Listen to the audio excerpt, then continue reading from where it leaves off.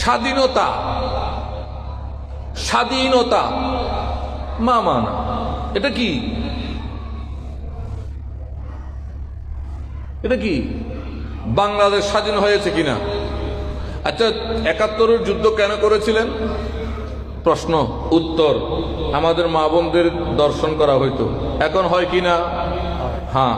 তখন কেন করেছেন? আমাদেরকে চাকরি কম দেওয়া হইতো, পার্সিয়ালিটি চলতো। এখনো মুক্তিযোদ্ধা কোটা, অমুক কোটা টমুক কোটা, এখনো পার্সিয়ালিটি হয় কিনা? তো যুদ্ধ কেন করেছিলেন? হয় আমরা ভাতে খাতে খুব কষ্ট পাইছিলাম, তো এখনো কষ্ট পাচ্ছেন কিনা? যুদ্ধ কেন করেছিলেন? অর্থাৎ আপনি স্বাধীনতা অর্জন করেছেন, কিন্তু যেটার জন্য যুদ্ধ হয়েছে একটা কাজও কি সমাধান হয়েছে? কেন হয় নাই? কারণ আমরা স্বাধীনতা চেয়েছি, আমরা নিরাপত্তা চাইনি। ইসলাম নারী স্বাধীনতার কথা বলে নাই। ইসলাম যিনি দিয়েছেন সেই আল্লাহ, আর যার কাছে দিয়েছেন, যার মাধ্যমে দিয়েছেন সেই রসুল। এনারা তো সমস্ত এলেমের আলেম। ইসলাম নারী স্বাধীনতার কথা বলে নাই। কেন? কারণ তোমরা নারী আন্দোলনবাদীরা নারী স্বাধীনতার কথা বলে মেয়েদেরকে গার্মেন্টসে নিয়েছো, মেয়েদেরকে দোকানে নিয়েছো, সব জায়গায় নিয়েছো, কিন্তু বলো যে এখন মেয়ে দর্শিত হয় কিনা? বলো মেয়েদেরকে ইফটিজিং করা হয় কিনা? দূরের কথা কি বলবো, মাশাআল্লাহ এখন আমার রুবি গেটেও হয়। এটা দুঃখের বিষয়।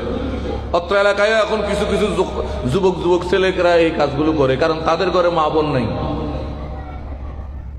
অথচ ইসলাম যদি আসেন, একটা ইফতিজারের যদি ইসলাম মতে বিচার করা হয়, এই দেশে ইফতিজিং বন্ধ হয়ে যাবে। সেটা কি? যে ইফতিজিং করবে প্রকাশ্যে তার জিহ্বা কেটে দেন, কালকে থেকে পুরো সমাজে নয় পুরো রাষ্ট্রে ইফতিজিং বন্ধ হয়ে যাবে।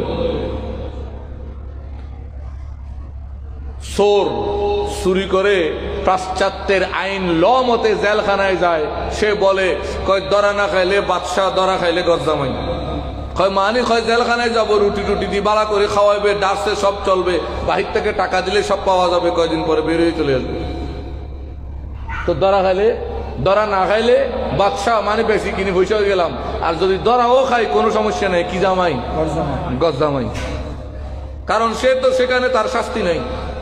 একটা আইন করেন ইসলামের মতো, একজনের বিচার করেন, হাত কেটে দেন, চুরি বন্ধ হয়ে যাবে।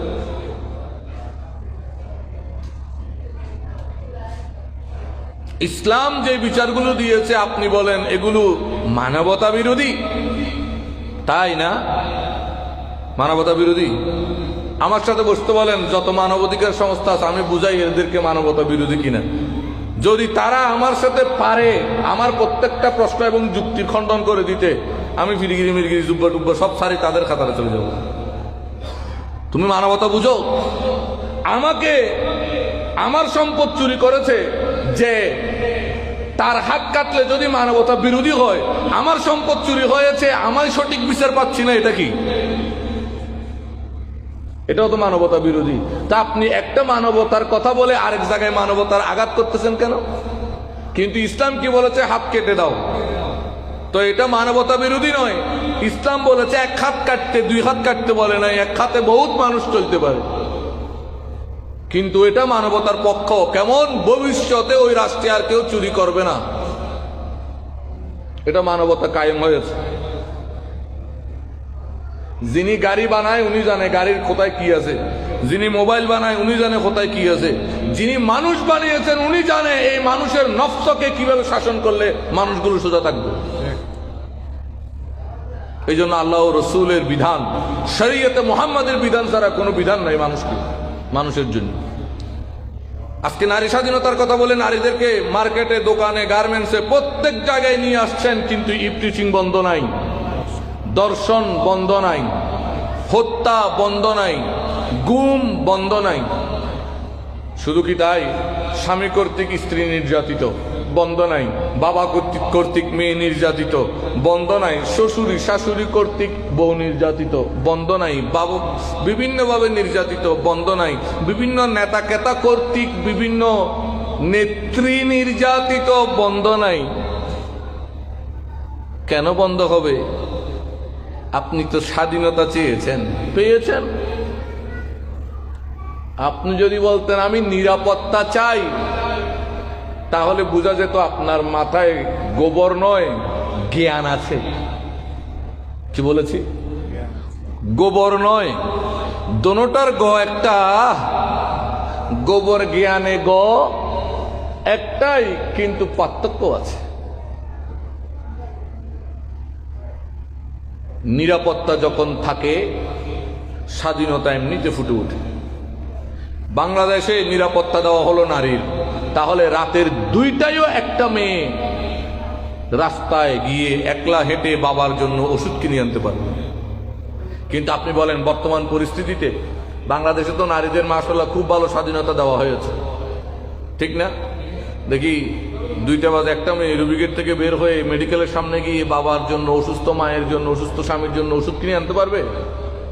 হ্যাঁ, পাটনায় কিছুদিন আগে জিসির মোড়ে একটা মেয়ে এরকম বের হয়েছে ঘর থেকে, তাকে নিয়ে গিয়ে জিসির মোড়ে ফ্লাইওভারের নিচে দর্শন করেছে 3 জন মিলে। চট্টগ্রামের ঘটনা, আপনার আমার গায়ের ডাকে তো। কিন্তু নিরাপত্তাটা যখন আপনি এখন স্বাধীনতা দিয়েছেন, মেয়েটা ওষুধ কিনতে যাইতে পারে নাই, আর আমরা বলছি নিরাপত্তার কথা, একবার দিয়ে দেখেন নিরাপত্তার স্বাধীনতা উঠাই নেন, আপনার নামের স্বাধীনতা। তারপর দেখবেন 2টাই কেন, মেয়ে একাও সবকিছু করতে পারবে। তার স্বামীর জন্য রাতের 1টাই 2টাই নয়, গভীর রাত 3টায়ও সে ওষুধ কিনতে যেতে পারবে। সে রাতের 1টা 2টায়ও গার্মেন্টস থেকে ইজ্জত নিয়ে সসম্মানে ঘরে আসতে পারবে। এখন তো দিন দুপুরে সন্ধ্যাবেলায় ইফ টিচিং হয়, তখন রাতের 3টায়ও ইফ টিচিং হবে না যদি কি দেন, নিরাপত্তা। এই জন্য ইসলাম বোরকার কথা বলেছে কেন? এটা নারীর নিরাপত্তা। ইসলাম মেয়েকে একা যেতে নিষেধ করেছে কেন? এটা নারীর নিরাপত্তা। ইসলাম কেন বলেছে ইফ টিচিং করলে জিপ কেটে দাও? এটা নারীর নিরাপত্তা। কারণ ওই শাস্তি দিলে ওরা আর করবে না, তখন মেয়েগুলো নিরাপদে থাকবে। ইসলাম কেন বলেছে দর্শকের শাস্তি 100 দৌড়া? কারণ এটা যখন করবে সে লজ্জা, মানুষগুলো আর জীবনে দর্শন করবে না। এখন মেয়েদের নিরাপত্তা হবে। নিরাপত্তা যখন থাকবে, মেয়ে আমার আপনার মেয়ে, আমার আপনার স্ত্রী, আমার আপনার মা, আমার আপনার বোন, দিন রাত যেখানে সময় প্রয়োজন সেখানে যেতেও পারবে, কাজও করতে পারবে। গার্মেন্টসে বলেন, মার্কেটে বলেন, মেডিকেলে বলেন, যে কোনো কাজ নির্দ্বিধায় করতে পারবে যদি কি থাকে, কি থাকে। এখন আছে হয়, এখন স্বাধীনতা, নারীর স্বাধীনতার নামে নারীকে ব্যাংকে চাকরি দেওয়া হয়েছে, এখন প্রমোশনের লোভে নারীকে সেখানেও দর্শন। নারীকে স্বাধীনতার নামে বিভিন্ন মেডিকেলে নারীকে নেওয়া হয়েছে, সেখানেও প্রমোশন, বেতন বাড়িয়ে দেওয়ার লোভে সেখানেও দর্শন। নারীকে স্বাধীনতার নামে গার্মেন্টসে নেওয়া হয়েছে, সেখানেও প্রমোশন, বেতন বৃদ্ধির নামে দর্শন। এইভাবে রীতিমতো পর্দার আড়ালে এই দেশে না জানি কত মেয়ের, কত মা বোনের চোখের পানি, কত রাত বালুস ভিজেছে, আল্লাহ জানে।